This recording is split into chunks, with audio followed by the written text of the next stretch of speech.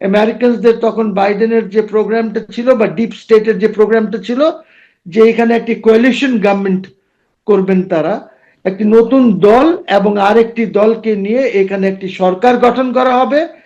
5 years letter যখন আবার election হবে 4-5 বছর পর, তখন যে নতুন দল আছে তাদেরকে ক্ষমতায় আনা হবে, বিকজ ওই দলটি হচ্ছে ওই deep state of the United States, তাদের দল। সো এইখানে এই মেকানিজমটা, deep state is always there, তো তারা এই মেকানিজমটা এখন করছেন যে this is all a part of the blueprint, এবং আমেরিকা এইটার মধ্যে কিছু খেলছে, ম্যানিপুলেশন করছে। তো স্বচ্ছ ইলেকশন হচ্ছে না বাংলাদেশে। বাংলাদেশে যদি হয় ইলেকশনস, যদি, তাহলে this will be rigged elections, engineered elections. আর আমি এখনো মনে করি যে যে কোনো মুহূর্তে ইলেকশনস গুলি ক্যান্সেলড হতে পারে। আগুন তো লাগিয়েছে Yunus. Yunus is the man who has created most of the problems that Bangladesh has with India today. এই জন্য বলছি যে ইলেকশন নাও হতে পারে, chaos বাড়বে, 5-6 দিন আগেও ইলেকশন ক্যান্সেল হতে পারে। আমন্ত্রণ জানাচ্ছি প্রিয় দর্শক, মানচিত্রের নিয়মিত আয়োজন কথোপকথনে। এবার যে নির্বাচন অনুষ্ঠান হওয়ার সম্ভাবনা রয়েছে আগামী 12 তারিখে, সেই নির্বাচনে আসলে বহিঃশক্তির কোন অংশের জয় হবে, যুক্তরাষ্ট্রের নাকি ভারতের? অন্যদিকে আবার পাকিস্তান, চীন এবং তুরস্ক তারা আবার একই ফ্রন্টে দাঁড়িয়েছে বাংলাদেশের নির্বাচনকে কেন্দ্র করে। আসলে নির্বাচনের ভবিষ্যৎটা কি, এই সব বিষয় নিয়ে আমরা আজ কথা বলবো। এই বিষয়ে আলোচনার জন্য আমাদের সঙ্গে যুক্ত রয়েছেন মুসলিম লীগের সভাপতি, সুপ্রিম কোর্টের সিনিয়র আইনজীবী অ্যাডভোকেট মোহসেন রশিদ। অ্যাডভোকেট মোহসেন রশিদ, আপনাকে স্বাগত জানাচ্ছি আমাদের অনুষ্ঠানে। যে বিষয়টি একটু আপনাকে জানতে চাই, আমরা দেখেছি গত 3টি নির্বাচনে, বিশেষ করে 2014, 2018, 2024-এ ভারতের একটা প্রচ্ছন্ন প্রভাব। এবার ইউনূস সরকারের উপদেষ্টার মুখ থেকে যা শোনা যাচ্ছে তাতে মনে হচ্ছে যে যুক্তরাষ্ট্রের ক্ষেত্রে তাদের কিছু বলার নেই। ভারতের বেলাতে উপদেষ্টা পরিষদের অন্যতম সদস্য সৈয়দা রেজানা হাসান বলেছেন তাদের কোনো মতামত দেওয়ার এখতিয়ার নেই, কোনো অধিকার নেই।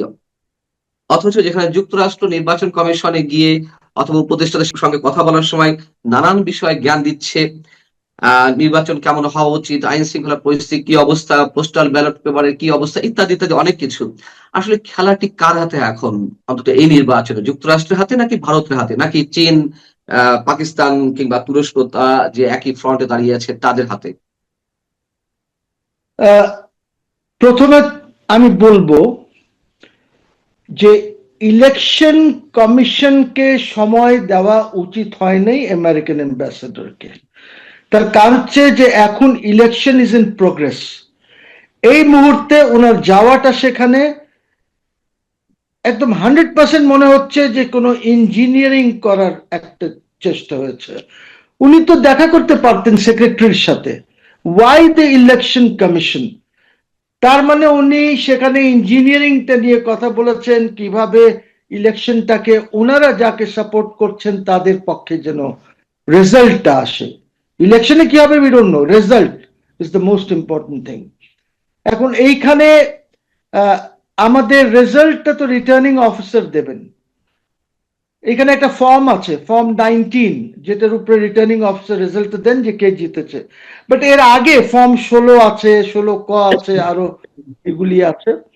তো but 19 is most important. And পাকিস্তানে আমেরিকা যে রিগিং করিয়েছে, নিজের লোকজনকে বসিয়েছে ইমরান খানকে যেন সে ক্ষমতায় না আসে, সেখানেও ফর্মে রিগিং হয়েছে। ফর্ম 47 যেটা রিটার্নিং অফিসার দিয়েছে, ওদের বেলায় ফর্ম 47, ওইটা আমাদের বেলায় 19 আছে। তো আমার কথা হচ্ছে যে ইলেকশন কমিশনে গিয়ে আপনি ইন্টারফিয়ারেন্স করছেন কেন? কি দরকার আপনার হয়েছে হঠাৎ করে সেখানে যা? আপনি তো নতুন এসেছেন, কয়েকদিন আগে আপনি ক্রেডেনশিয়াল দিয়েছেন, আমরা সবাই জানি আপনি বাংলাদেশে আগেও ছিলেন, that's okay. But as ambassador আপনি কেন এসেছেন? আপনি কি ব্রিফ নিয়ে এসেছেন? কার ব্রিফ নিয়ে, কোন ব্রিফ নিয়ে আপনি গিয়েছেন? বিকজ ইন্ডিয়ার সাথে ইন্ডিয়া তো এখন ইন্টারফেয়ার করছে না। তার কারণ হচ্ছে যে ইন্ডিয়ার একটাই কথা, ইন্ডিয়ার কথা হচ্ছে উই ওয়ান্ট ইনক্লুসিভ ইলেকশনস, সবাই যেন ইলেকশনে থাকে, উইচ ইনক্লুডস আওয়ামী লীগ। একটা কথা এটা জেনে রাখা দরকার আমাদের, যে 2001-এ যখন ইলেকশন হয়েছিল আওয়ামী লীগের সিটস ছিল অ্যাবাউট 57 or so। আমি রং হতে পারি, I will, somebody should correct me if I am wrong, তবে ভোট ছিল 41.7%, 41.7% ভোট ছিল। আর যদি আমরা ওই ইলেকশনটাকে মাপকাঠি ধরি, তাহলে আপনি এত বড় একটি গ্রুপকে ইলেকশনের বাইরে রেখে আপনি কিভাবে বলবেন দ্যাট এই ইলেকশনসটা ফ্রি এন্ড ফেয়ার হয়েছে? বিকজ আপনি তো মোটামুটি 40%, 35%, যাই বলেন না কেন, ওদেরকে তো ডিফ্র্যাঞ্চাইজ করে দিয়েছেন। ওরা যাকে ভোট দিত তারা তো নাই। There is no competition actually এই মুহূর্তে। সো এই কারণেই ইঞ্জিনিয়ারিং এর কথা আসছে, যে আমরা সবাই জানি যে একটি গ্রুপকে বসাতে চাচ্ছে। আগের থেকেই আমরা জানি যে একটি নতুন দল গঠন করা হবে। দিস ইজ যখন শেখ হাসিনা ক্ষমতায় ছিলেন তখন আমরা জানতাম, আমেরিকানসদের তখন বাইডেনের যে প্রোগ্রামটা ছিল বা ডিপ স্টেটের যে প্রোগ্রামটা ছিল, যে এখানে একটি কোয়ালিশন গভর্নমেন্ট করবেন তারা, একটি নতুন দল এবং আরেকটি দলকে নিয়ে এখানে একটি সরকার গঠন করা হবে। 5 years লেটার যখন আবার ইলেকশন হবে 4-5 বছর পর, তখন যে নতুন দল আছে তাদেরকে ক্ষমতায় আনা হবে। বিকজ ওই দলটি হচ্ছে ওই deep state of the United States, তাদের দল। সো এইখানে এই মেকানিজমটা, deep state is always there, তো তারা এই মেকানিজমটা এখন করছেন। বিকজ ইউ সি, মেবি এই অ্যাডমিনিস্ট্রেশন হয়তো এই কারচুপিটা হয়তো পছন্দ নাও করতে পারে, বাট এদের করার কিছু নাই, বিকজ এরাও পরিচালিত হয় ডিপ স্টেট দ্বারা। তো আমার কথা হচ্ছে যে আপনি কেন গেছেন, কি পরামর্শ দিয়েছেন? ইলেকশন কমিশন তো আমাদেরকে কিছু জানাই নাই, জনগণকে জানানো উচিত ছিল। So there was no transparency ওনার ভিজিটে। উনি আর কোন দেশে, আমাকে বলেন, কোন দেশে একটি রাষ্ট্রদূত গিয়ে এই লেভেলে মিটিং করতে পারে? আমার রাষ্ট্রদূত কি আমেরিকায় ইলেকশনস এর মধ্যে গিয়ে, ইলেকশন সেন্টার বা কোনো জায়গায় গিয়ে, বা ওদের যে কমিটি আছে, কমিশন আছে, ওদের সাথে কি দেখা করতে পারে, গিয়ে কথা বলতে পারে? নো, হি ক্যানট। বলবে আপনি আমার ইন্টারনাল অ্যাফেয়ার্সে ইন্টারভিন করছেন, ইন্টারফিয়ার করছেন। আপনি তো 2টা টাকাও দিতে পারেন না বিদেশি হয়ে, ওইখানে ডোনেশনও দিতে পারেন না। সো আমার কথা হচ্ছে যে this is all a part of the blueprint, এবং আমেরিকা এইটার মধ্যে কিছু খেলছে, ম্যানিপুলেশন করছে। আমাদের দাসত্বের একটা মেন্টালিটি হয়ে গেছে, এই মেন্টালিটি নিয়ে আমরা এগোচ্ছি। এবং এই ইউনুস সরকার, আমি তো সবসময় বলেছি ইউনুস ইজ আ ফ্রডস্টার। তার সাথে ওই যে ইলিনয় থেকে কোত্থেকে জোগাড় করে ডিফারেন্ট প্লেসেস থেকে এনেছে না, এই লোকজনও কিন্তু দেয়ার অল ফ্রডস। আমি জানি না সে কি পড়ায় ইলিনয়তে, কিন্তু ওর কোন যোগ্যতা নাই। সরকার ও রাজনীতি বিষয়ে পড়াশোনা করান, অধ্যাপনা করেন। তাহলে ওকে ইউনিভার্সিটি থেকে বের করে দেওয়া উচিত। ওর কোনো আইডিয়াই নাই যে কিভাবে পলিটিক্যাল সায়েন্স প্রসিড করে, কিভাবে কনস্টিটিউশন চলে, ওর কোনো আইডিয়া নাই। বাই আল টেল ইউ, আপনি একটা গণভোট দিচ্ছেন, গণভোটকে আপনি কে সাপোর্ট করার?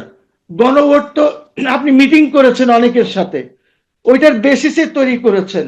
তৈরি করতে গিয়ে ওখানে ফ্রড করা হয়েছে। প্রত্যেকটা পলিটিক্যাল পার্টি ওইখানে ডিসেন্ট ছিল বিভিন্ন ইস্যে, কোন জায়গায় বিএনপির ডিসেন্ট ছিল, কোন জায়গায় জামাতের ডিসেন্ট ছিল, বাট ডিসেন্ট দে।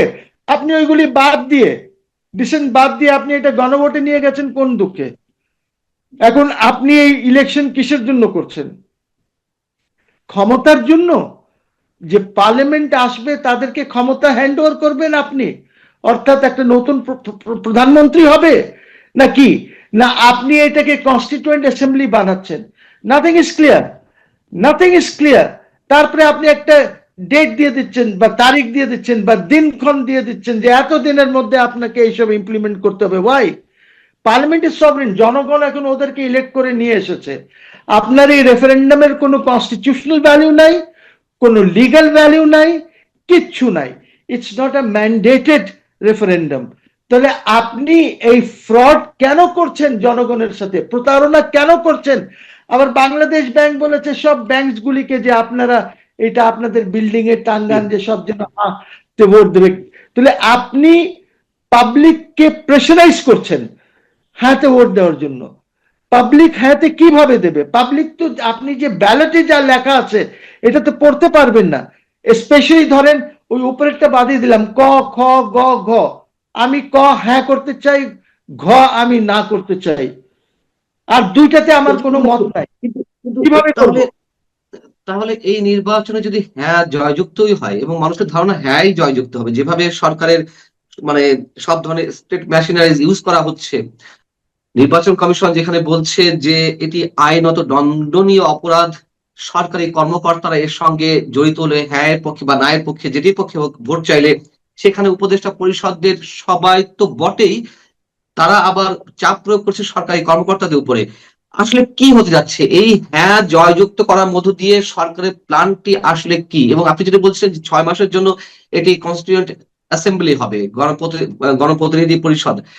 তো তার মানে অনেকে বলছে যে 6 মাস এই সংসদ সদস্যরা গণপরিষদের সদস্য হিসেবে কাজ করবে, সেই 6 মাস ডক্টর ইউনূস সরকার কন্টিনিউ করবে, অথবা এই কন্টিনিউশনের মাধ্যমে আর কি কি প্ল্যান আসতে পারে? মানে সামনে সিনারিটা কি আপনার কাছে কি মনে হচ্ছে? দেখেন, আমি জনগণকে বলতে চাই যে আপনারা একটা ফ্রড, একটা কি বলেন